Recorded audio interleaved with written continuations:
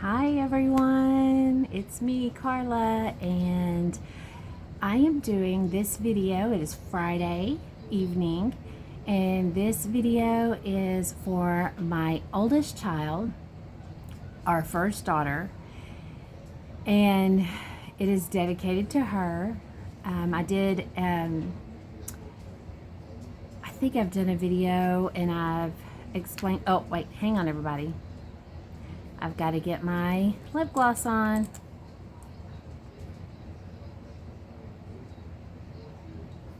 It changes your lip color. Well, it's supposed to pull the natural pigments. I'm always talking about it. I love it. And I let Aurora wear it when she does. I'll let her wear it anytime she wants to because it doesn't get, it's just shiny and it brings out her natural color. So it looks really nice on her. But, there we go. And if you're interested in it, it's Electric Glow by Essence, $5 on Amazon. This is what the bottle looks like. The little sticker says color changing. So anyway, I am bundled up here. The last couple of days I haven't been able to keep myself warm. I am freezing everybody in the house out. They have, they're screaming, Mom, it's too hot, it's too hot. Well, we naturally keep our house cool anyway. And during the day, I always bump it down to 71 or 72. And then, well, first thing in the morning, I bump it up to 75 to take the chill out of the air. Then at around 10 o'clock, it goes down to 71 or 72. And then at night before we go to bed, it goes down to either 69 or 70. Well, we got this weather that is, I love winter weather, okay? I love the cold, but I just feel like if I've got to have weather that is 16 degrees with a chill factor of -2, the wind factor is, negative, a chill factor of -2, that I need snow or I can't enjoy this cold weather. And we did have a couple of days where it was one day, sorry. And let's see, I think the kids were closed on Monday, Tuesday. And so I think it was Tuesday maybe when it came through and it was snowing. Just kind of like flurries where it danced. It wasn't like a real thick, heavy, wasn't big, heavy snow. But our ground was too warm. And even though we had had like the day before freezing weather, below freezing, and then that day, our ground was still too warm. So no snow collected for us, and the kids didn't get to play in it, so it was kind of sad. But since then, this whole week, I've been freezing. I don't have on any pants. I'm joking. I have on my pajama pants. I promise. See, I got on my Olaf pajama pants. I'm not sitting here naked talking to you guys. But if I was, I wouldn't tell you. And I have on, I've got my socks on. I've even got my shoes on. I've got a t-shirt on, and over the top of a t-shirt, I've got a long sleeve shirt on, kind of like a hoodie. And then I have a jacket, a thin, kind of like the sweatshirt jackets.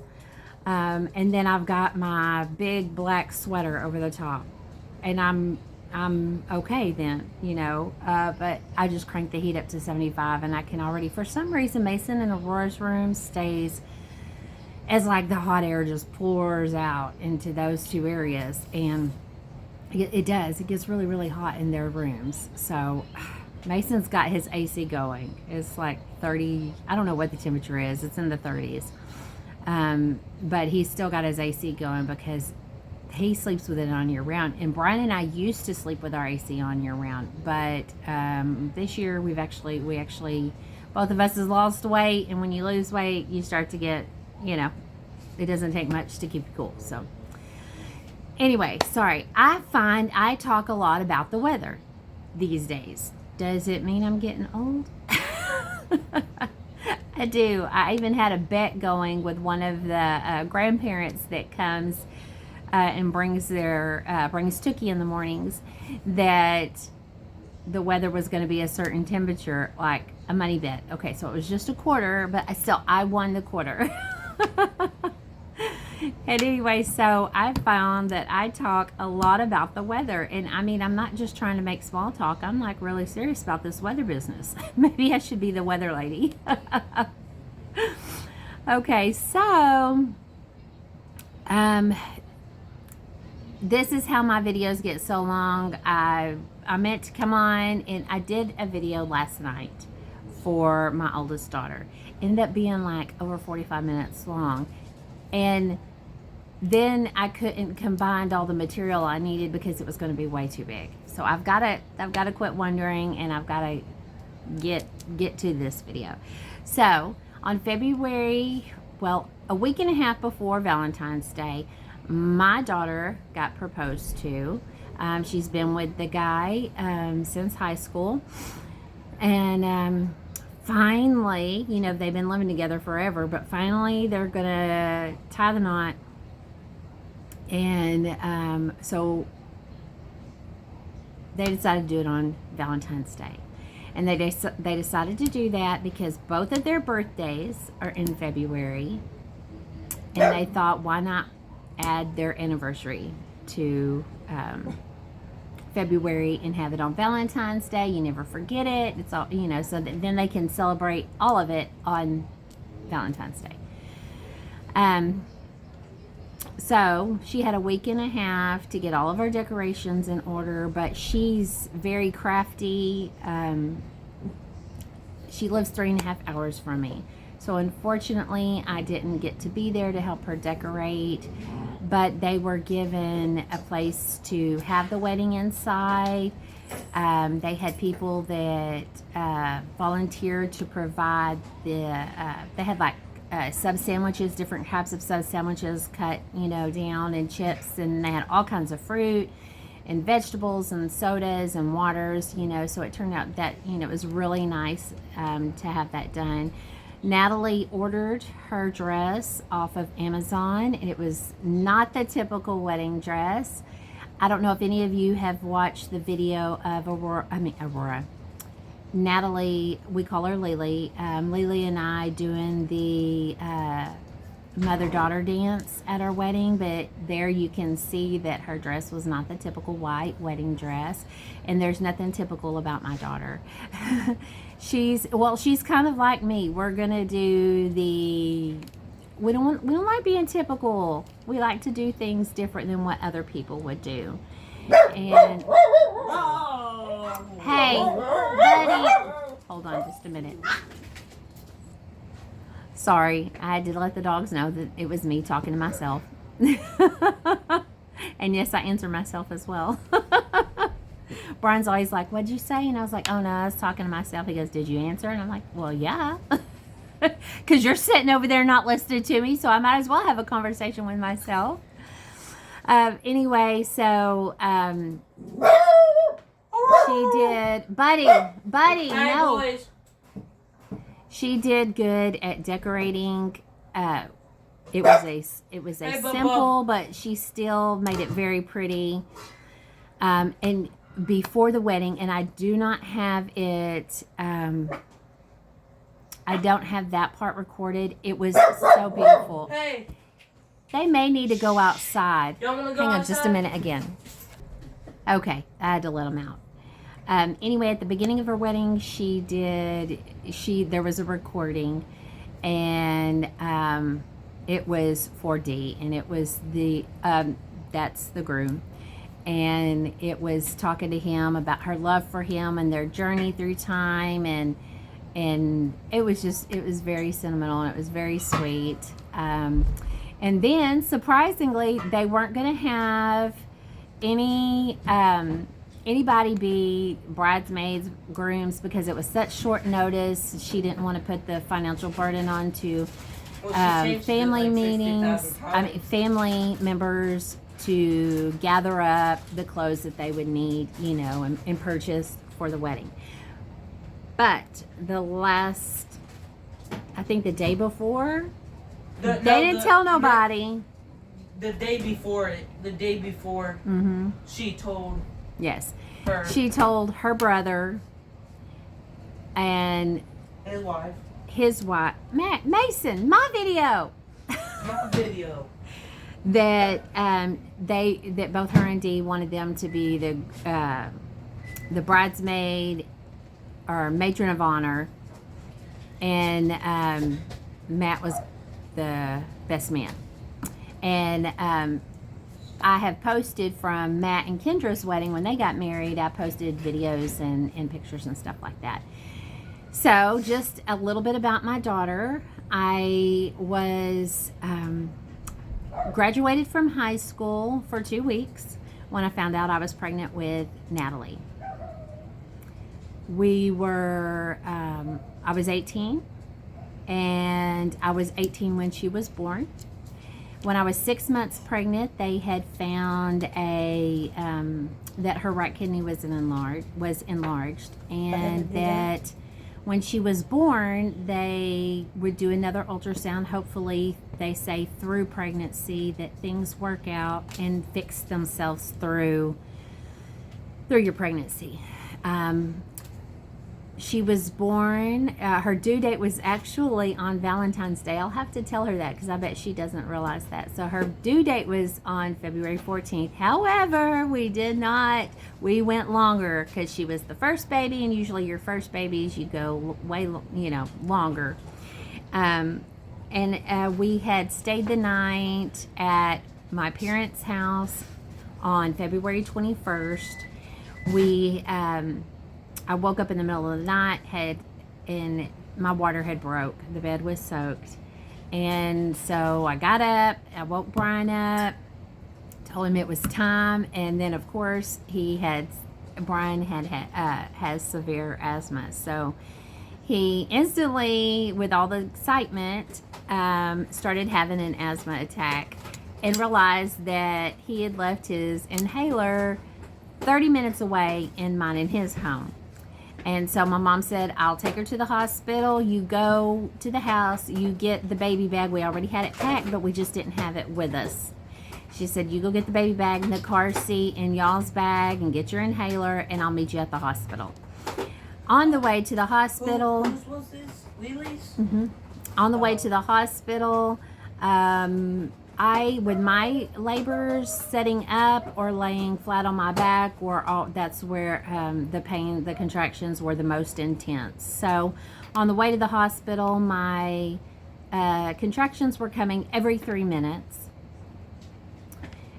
We arrived at the hospital. That's the fastest I'd ever seen my mom drive. She ran red lights to get me to the hospital. She was terrified of having to deliver the baby in the car. So this was at 3 o'clock in the morning on February 22nd. Not wanting his car to get dirty. Huh?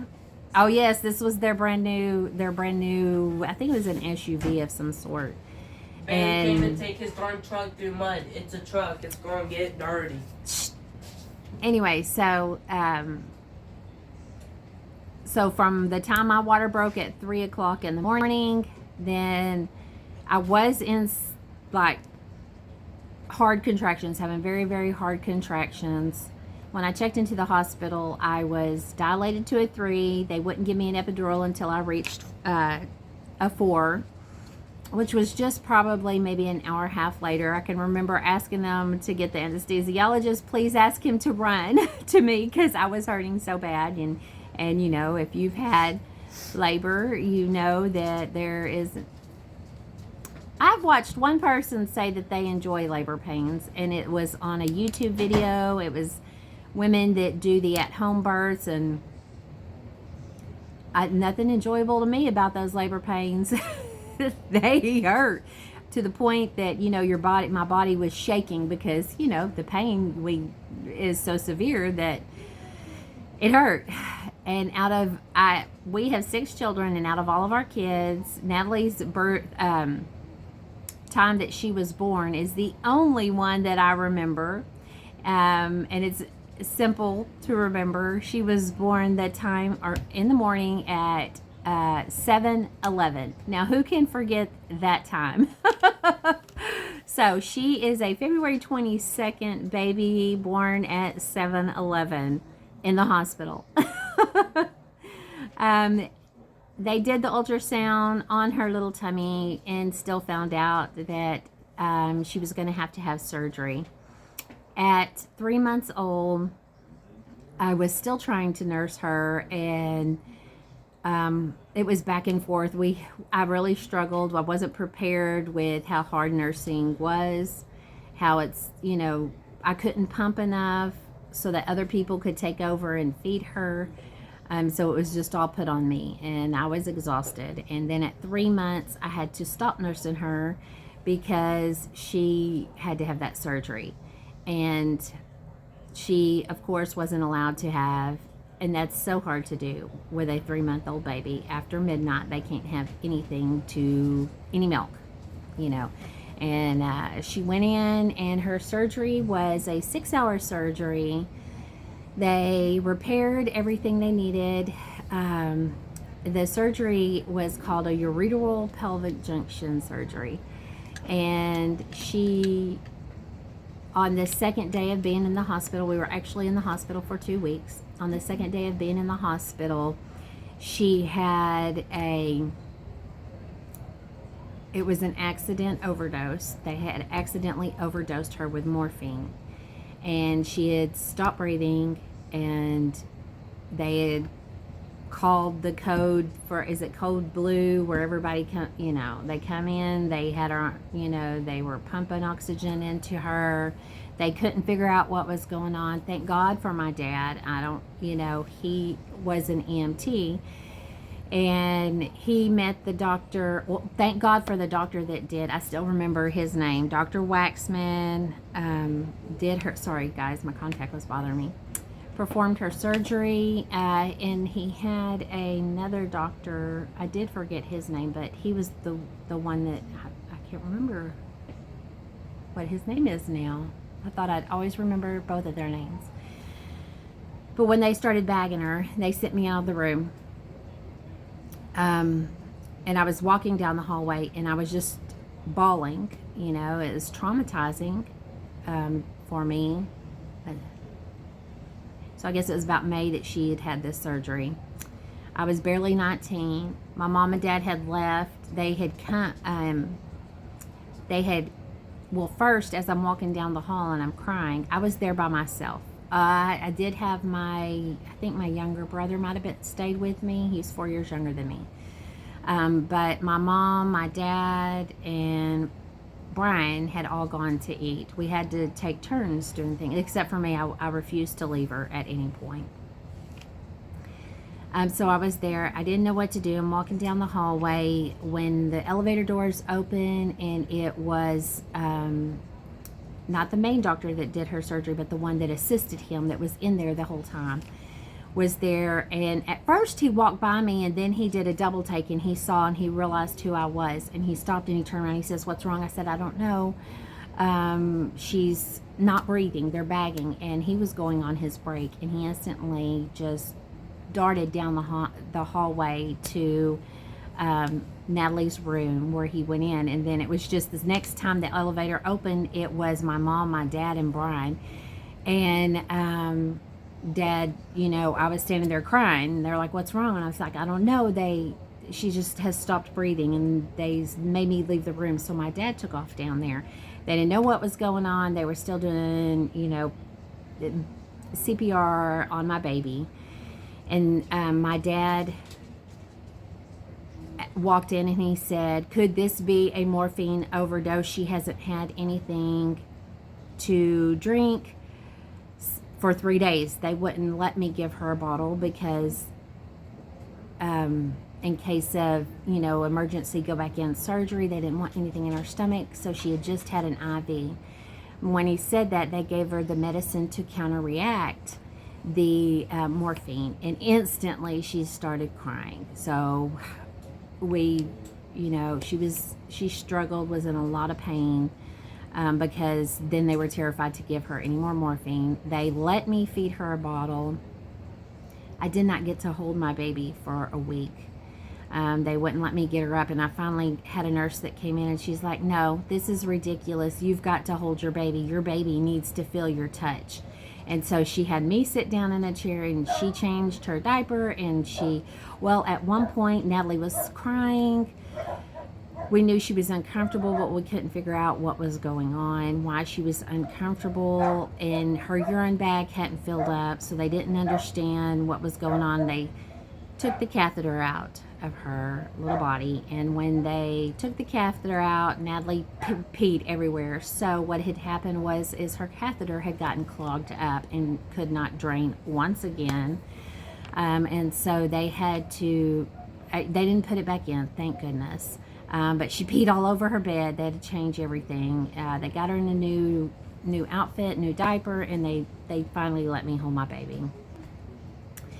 So then, like I said, we were in the hospital for 2 weeks. That was one of the most traumatizing and terrifying moments of my life.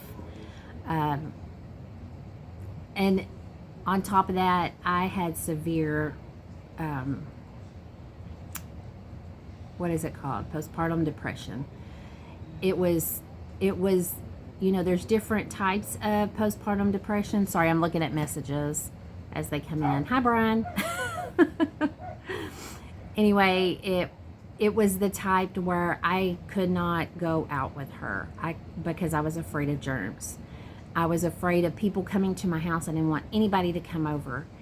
And I didn't want anybody, I didn't even trust Brian to take care of her correctly, to change her diaper correctly, to feed her correctly. When we were in the hospital when she was born, she had inhaled a lot of the amniotic fluid because she come through the birth canal so fast. And so on the second day of us being in the hospital, I was changing her, and all of a sudden she just starts like, I don't know how to explain it, like, and she couldn't breathe, and she kept doing that. And I was a nervous wreck, Mommy. I remember I ran out of the room to the nurses. I didn't know what was going on. I didn't know that, that happens a lot for babies that are born fast. In the birth canal, the slower they're born, it pushes the amniotic fluid out of their lungs. But when they're born fast, they don't have that and as much. And so she was just, she was strangling on the amniotic fluid.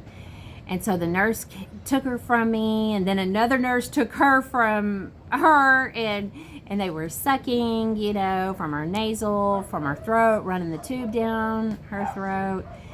And I know I'm not the only mom that has, because my first grandbaby, when he was born, that happened to him as well. And they had to come in and suction him out, So I know that a lot of mommies go through that. I had struggled. It was a very, very hard pregnancy. After pregnancy, for me, for her, for her little body, for her family, and I could not leave the hospital. I don't think I ever left the hospital. The doctors, the nurses, they came in, they let me use their nurses' station showers, because I refused to go anywhere, even to eat. They had to bring food back to me because I wasn't going to leave my baby. I was terrified. I was terrified of everybody. I was very picky with the nurses that came in, and it was something very, very hard for me. And then on top of all of that, Natalie has very petite facial features. So her nasal area for sinus is extremely small. The tubes that were in her ears, our natural tubes, were extremely small. She had enlarged tonsils. She had ear infection after ear infection after ear infection. And we were constantly at the ER for ear infections. She had a few urinary tract infections as well after her surgery, kidney surgery. But she was very sick until she was 4 years old. At 4 years old, they removed her tonsils, removed her adenoids, and for like the 7th time put tubes in her ears again. And then after that, everything seemed to go uphill. We were, ear infections didn't come as much then. And so we had, thankfully, a turnaround. But that still made me a very, very nervous and very, very scared mom. And I know, we also raise our children.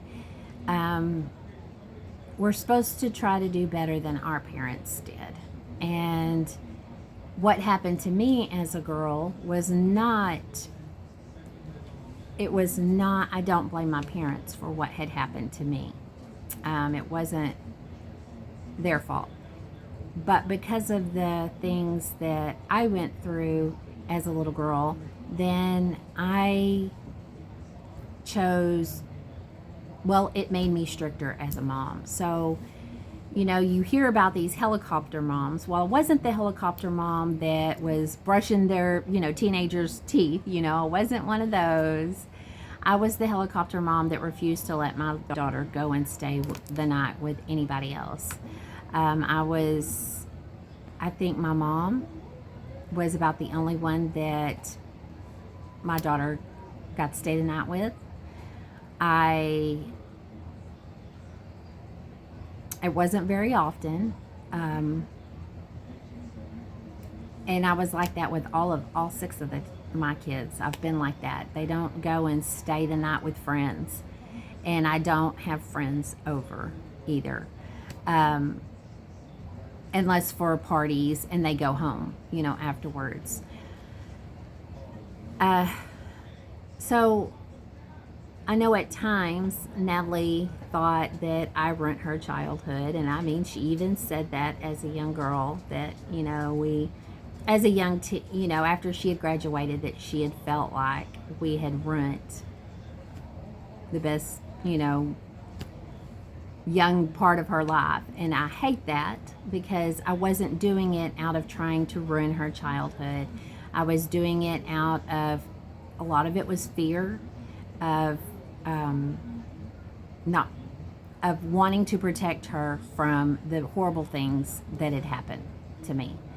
And so I just hope one day she understands, and I know she will, because I don't know that I don't believe, because I know for a fact I didn't understand the love of a mother to, with your child until I was a mother. And she's, a lot of times I say she's really hard on her siblings. She's really strict, but she's going to be a wonderful mother one day. And when that baby is born, she will... Do you still think this is good? Probably not. I would go to bed. She will understand those fears that mothers have and the protection that we want to provide for our child and keep them safe. There's so many different things Are you gonna talk about when I was born? Eventually. Come on! I think I have in other videos. I've talked about it. I'm pretty sure. Yes, I did. I did talk about it in a video because I was telling them about your extra foot umbilical cord that you have. Oh, the knot. Remember, the knot. Yeah, the knot. right. The knot. Oh my goodness. Okay, so I did double 360. Yeah, you did some 360s in there and put 2 knots in. Uh-huh. Watch that. We don't want to stop it. So, one day she will understand the fear a mom has and the need to protect your child from, I'm just going to say it, the demons out there in the world, because they are out there and it's a scary place out there. And my mom held me back from before you go to kindergarten. she told me she didn't want me to go, so she didn't put me in. You're talking about pre-K. Yeah, she didn't put me in Well, pre-K. Well, pre-K is not something you have to go to. It's not mandatory. What about kindergarten? And I was teaching pre-K, and you were here, so you got years upon years of pre-K because I was teaching pre-K in the home. But anyway, so I'm hoping to add to this video. Hopefully, my phone will allow me to do it. Pictures of some of her decorations from her wedding. I want, and their first dances, her father-daughter dance. I don't know if I'll add my dance with her in there since I've already got a video of mine and hers. I may just add the son and mother dance. And just pictures from the wedding. We had a wonderful, wonderful time. The wedding was beautiful. And this video is for you, baby girl. I love you so very much.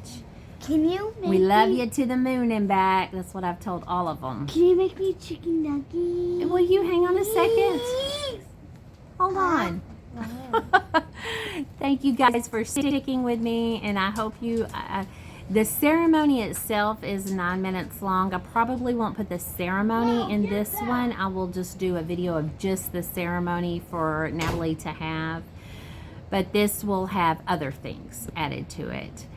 So if you've stuck with me this long, thank you so much. We really appreciate it. And it's just pictures of family and good times and memories. Thank you all for being here. Bye-bye.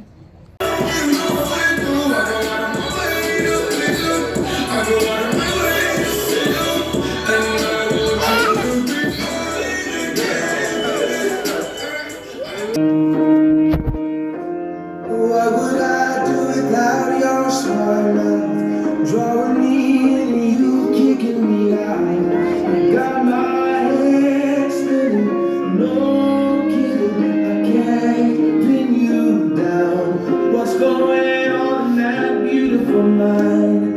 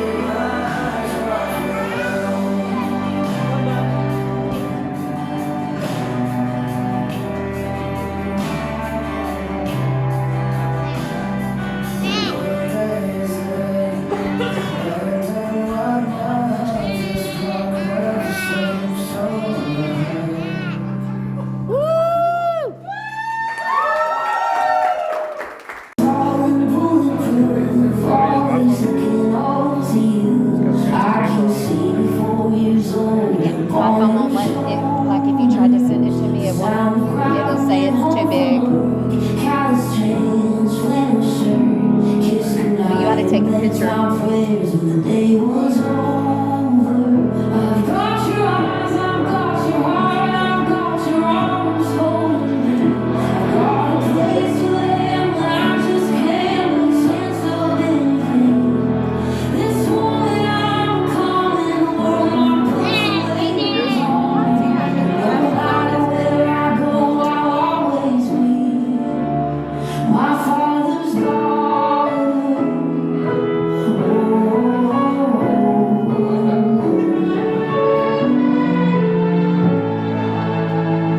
Now I'm out here on my own, but I'm still a princess in your phone. You stay the same while my life's been changing.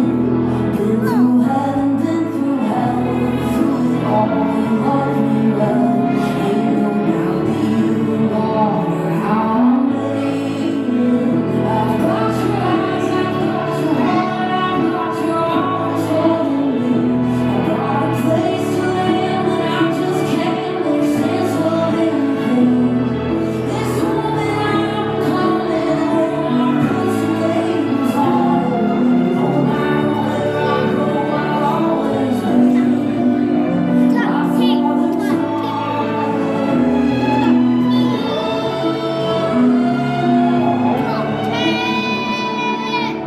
What, baby? You need to wipe your hand? Slowly running through my pen, takes me back to watching you raise your hands and sing about the living water. Swear you almost came apart when I asked Jesus in my heart. Said, Annie, don't forget you are your father's daughter. This moment I'm coming, the world I put some labels on. No matter where I go, I'll always be